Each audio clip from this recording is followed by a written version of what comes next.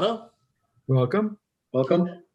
So we have the privilege, just to set up what we want to discuss today, we have the privilege of working with many districts throughout the country, throughout New York State. So we're lucky enough to see how things are manifesting post-COVID. And one of the topic that we want to discuss today is really about teaching and learning. And that's really what it should be about always, right? So teaching and learning in this post-COVID age and what it actually looks like. What are teachers doing? What are they encountering? What are some of the best practices around that? And we had a really interesting, with one of the folks we're working with, really interesting conversation around some of the challenges and difficulties that they had with the post-COVID and this new, whether it's hybrid, there are a bunch of different ways that people are doing it. A day, B day, a blue day, green day. Like we have all these different ways that people are doing this. But that's what we want to get into for the next 20 minutes or so. What does it look like, and what are the challenges, and some recommendations around best practices for teaching and learning, because this may be, as we all know, we're hoping it's sooner, but it could be later that we get back to normalcy. So, Anthony, you want to start, and then we'll go to Rich? Sure. I think a little information would go a long way here. And as school districts were attempting to come up with their plans and approval for the state, and that's particularly in New York State, there have been a number of different models. Obviously, there's the hybrid model. Students would come face-to-face, and then half of them would come face-to-face, half of them would be performing asynchronous learning. Some schools have done it simultaneously, where a teacher is teaching some students face-to-face and then some students, synchronously online. But I think one of the things that's interesting about these different models, and I think requires some research, some inquiry, is its impact on teaching and learning methodology, but also we can't separate its impact on the teacher's work world. And I think that in looking at how schools are trying to meet these needs with the during this pandemic, the question that keep coming to mind to me is, of these models, will any of these models exist in the post-pandemic world? Will any of them actually become part of the school culture in terms of teaching and learning, or will they quickly disappear once we can go back to the face-to-face world? Now, there's a lot of implications to that question. One of them being, and you can't separate that either, is teachers' unions. I know that being a former superintendent, having to negotiate with teachers in terms of, this is before the pandemic, in moving to hybrid models, it changes, according to teachers' union, it changes their working conditions. Now, their working conditions have changed. The pandemic and this disruption has changed it.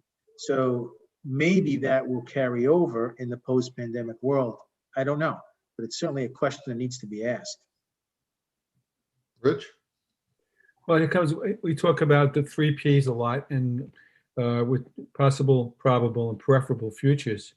We're trying to figure out what the probable futures are in this conversation. And we might want to also consider, if not today, but in a future podcast, what we would prefer to happen.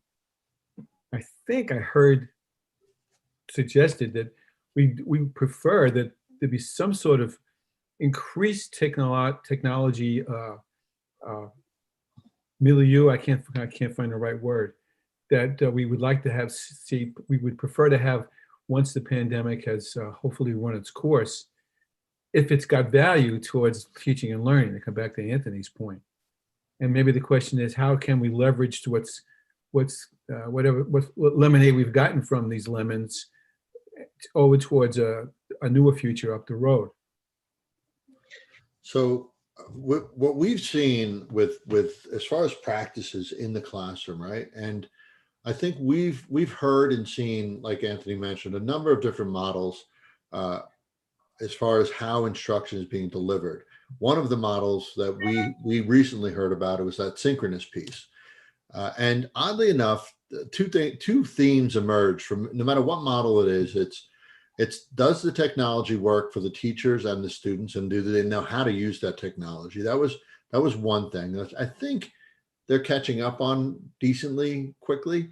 But the bigger one, which I was a little surprised by, maybe I shouldn't have been, being in education as long as we all have, was the management piece and differentiating instruction piece, right? That teachers really have no idea, or very little idea. I should say a low percentage of teachers can do this with any aptitude or expertise. The majority of teachers really don't know how to teach in the online space, and are unable to differentiate instruction to accommodate the online learner.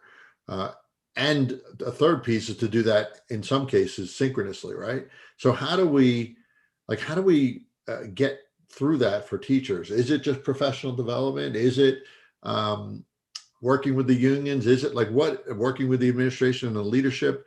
What, in your guys' view, how do we attack that or address that to offset some of those really major deficiencies in how we're trying to educate kids now?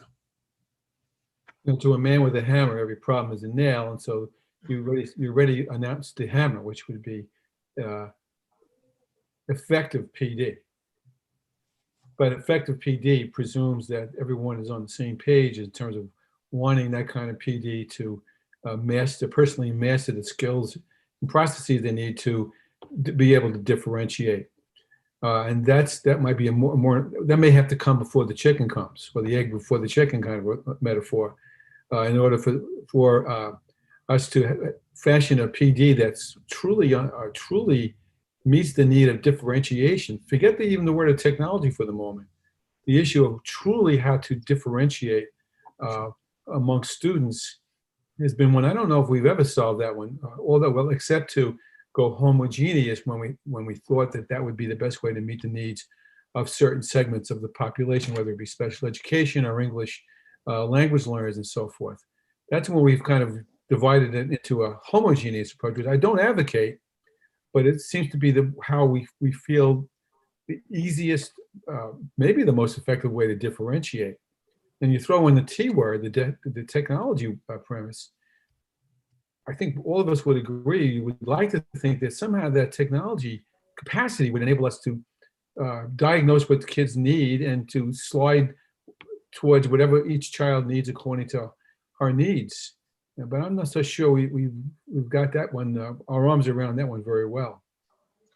Yeah, I think the one thing that I would add to your comment is the right professional development model.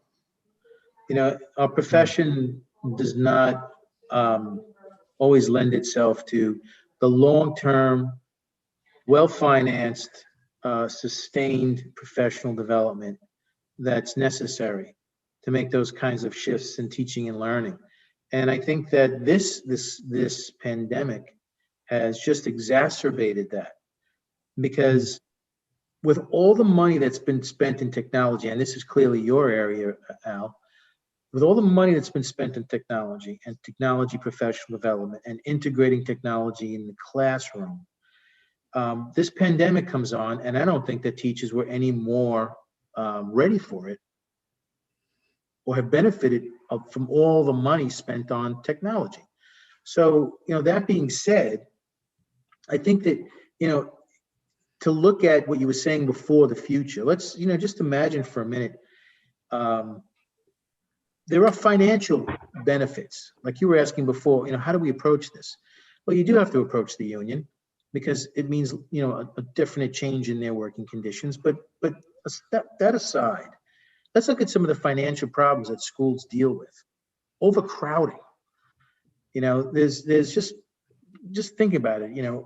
Schools are overcrowded. So what do? They go out and they pass multi-million-dollar bonds to increase their spaces.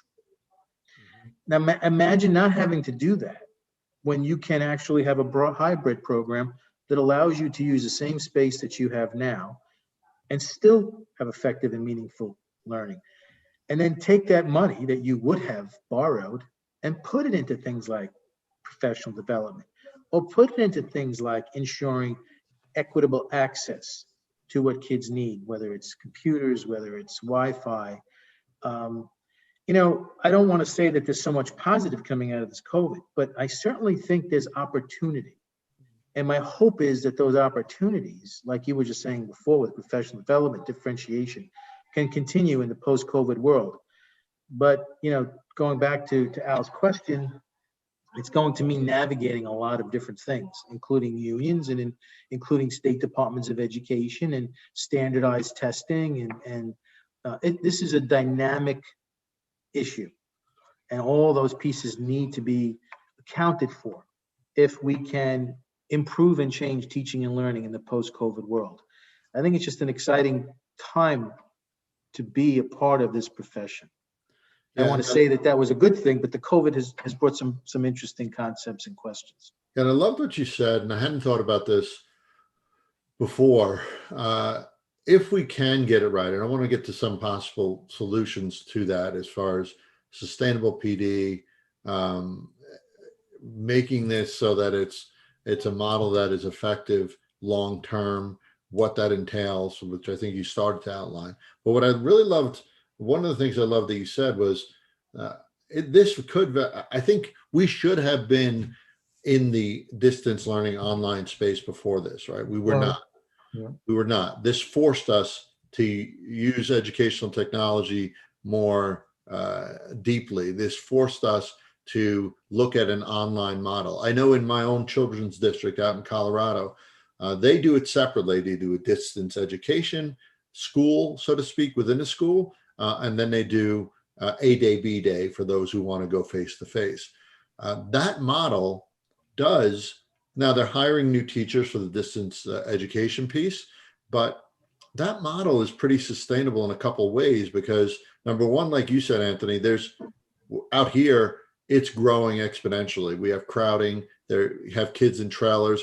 We've seen in K-12, trailers are synonymous with K-12 forever, right? There's a trailer to accommodate overflow of students. So it does that piece really well. But it also, in this world where it's a challenge for certain, even small districts to survive, it offers opportunity to consolidate certain districts where they can draw students or have a group of students from neighboring areas, especially I know in New York on the east end of Long Island, you got some real small districts there. And in New York State overall, there's a lot of smaller districts. It allows for that too. It also allows, you're taking some of those students that maybe wouldn't have been in your school, they are now in your region because you're offering a really quality online program.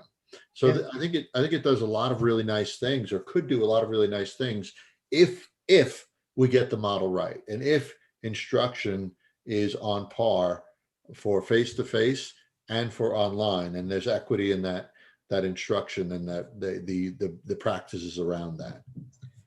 And I would just venture to say, if the trust is developed and cultivated between the stakeholders who are part of that. What I mean by that is it's going to have implications for the workplace, for teachers, for administrators, but there needs to be a sense of trust and to develop that on both sides, on all sides, and including parents and parental cooperation and community So the model you're talking about, I'm not sure what it looks like, but certainly where it has to start is that they have to really, to what we all talk about in this profession, the stakeholders truly coming together and working together in trust to improve teaching and learning. I think that's a given. The other thing, and before I let Rich talk, the other thing you were talking about, there are examples of models where rural schools, for example, cannot afford nor pay teachers to teach advanced placement classes. Right. So another huge benefit to this whole thing could be the rural communities who have not been able to do that. So why could they not synonymously work with those other schools and synchronously learn in those classes, whether it's AP or or IB or what have you. So, the opportunities are tremendous. And just the last thing I'll say here is that businesses are starting to have learned from this pandemic. They don't really need a lot of brick and mortar buildings anymore. Someone was telling me that Macy's is closing most of its offices and office spaces, and people are going to work remotely. That's a huge disruption to the business and commercial buildings. So, I go back to what you said before, Rich. If something needs to be determined in terms of preferable future, this COVID is the best example of why that's a significant pursuit. Yeah, just one quick thing to add, as I thought, Rich, I want to hear your thoughts as well. Even the talent, that there's this gap in talent in a lot of areas of the country. There's not enough good teachers that Exactly. pull from. I mean, if you have a distance learning school within a school, well, you could pull some of those talented teachers and they could do everything remotely. So it could up the pool there as well. Just as you were saying that, I was thinking of that too. Rich, thoughts? Two quick points, and they kind of connected. But the short answer would be, well, by the way, somebody should write a book about the collective mindset. Because a collective mindset, to piggyback off Anthony's point, is the only way you're going to be able to collect everybody around the will and the skill sets that they're going to need to be able to be smart together to refashion what we have been doing for a very long time with modest success for maybe even most students, but not for excellent success for every student. And so now what we're driving at is not just using technology as an add-on or some kind of stopgap emergency thumb in the dike approach, but rather to truly make it part of a school system approach that's, I'm not sure if it's radically different. I'm going to go there for the moment. It's certainly more radically different than it was less than a year ago. And then that would require that leaders co-lead with everyone else who has a vested interest in making this right for our society to, you should pardon the expression, to be creative, to think differently, to be more accepting of points of view. And we're picking, and Anthony's not picking on unions, and I'm not either, but No.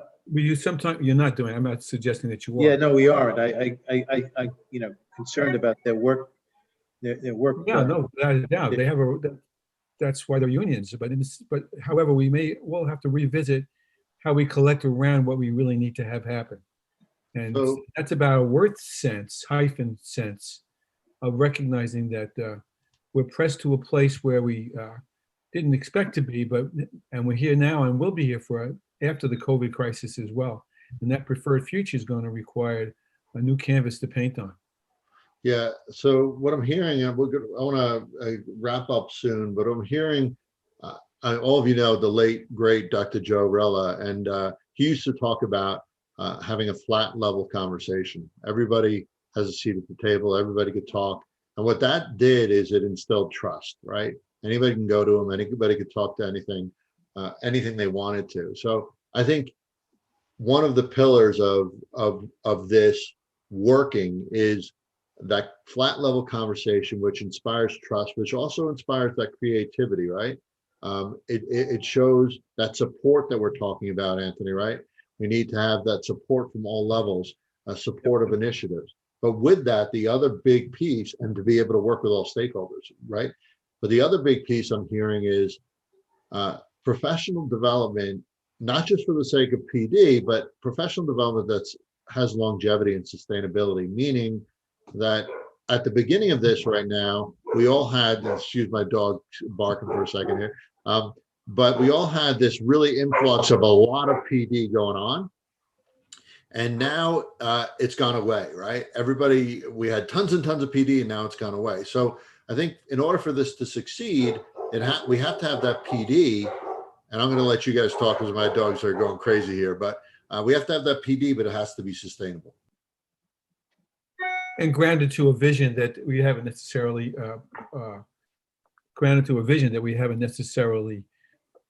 really expressed as a whole with a W. Right. The visioning is is still to come. Hmm. It is, yeah. So, all right. So, thank you guys for talking some of this through.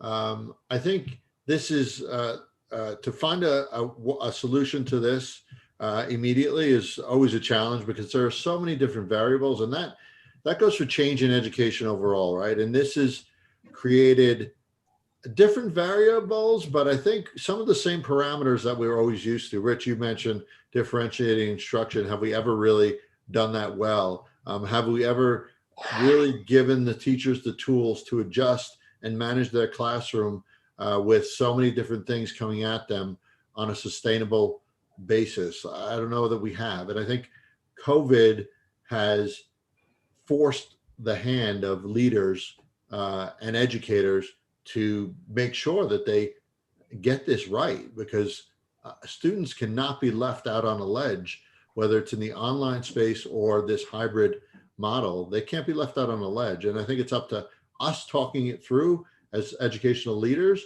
and others to sort of be inspired by what we're talking about to get solutions and share those solutions, right, with others.